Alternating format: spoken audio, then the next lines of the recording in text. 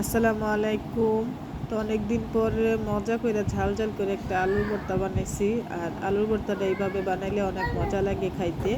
তো আমি এখানে প্রথমে আলুগুলা কাইটটা নিচ্ছি, কাইটটা তারপরে পেঁয়াজ কাইটটা নিতেছি।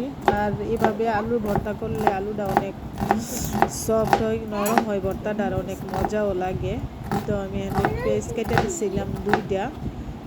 আর আলুগুলা কাটিয়া কিন্তু আমি সিদ্ধ করতে দিয়ে দিছি। এই যে আমার আলুগুলো সিদ্ধ হয়ে গেছে। এখন আমি সিঙ্গা লিতেছি আলু। আর আমি এখন আলুটা কমই দিছি যেহেতু আমি একলা খাবো। হয়তো এই যে আমি একটা প্যানের মধ্যে পেঁয়াজ দিয়ে আগে ভাজা নিতেছি। এই যে আমার পেঁয়াজ ভাজা শেষ। এখন শুকনা মরিচগুলা ভাজা নিব। আমি অনেকগুলা শুকনা মরিচ দিছি, আমি ঝাল ঝাল করে ভর্তা খাইতে পছন্দ করি। তো এই যে মরিচগুলো ভাজা শেষ। এই যে এখন আলু যে সিদ্ধ করে রাখছিলাম এই দিয়ে আমি এখন তেলে ভাজা নিতেছি। এভাবে ভাজলে আলু ভর্তাটা অনেক মজা লাগে খাইতে। তো আলুর গায়ে যে পানিটা ছিল এটা একদম ভাজা ভাজা করে নিচ্ছি।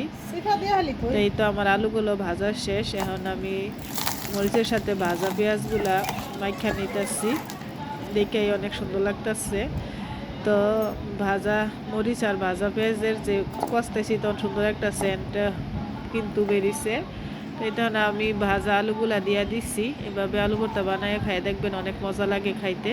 তো এই তো এখন আমি পরিমাণ মতো লবণ আর সরিষার তেল দিয়ে দিছি, সাথে কিন্তু আমি একটু কাঁচা পেঁয়াজও অ্যাড করছিলাম।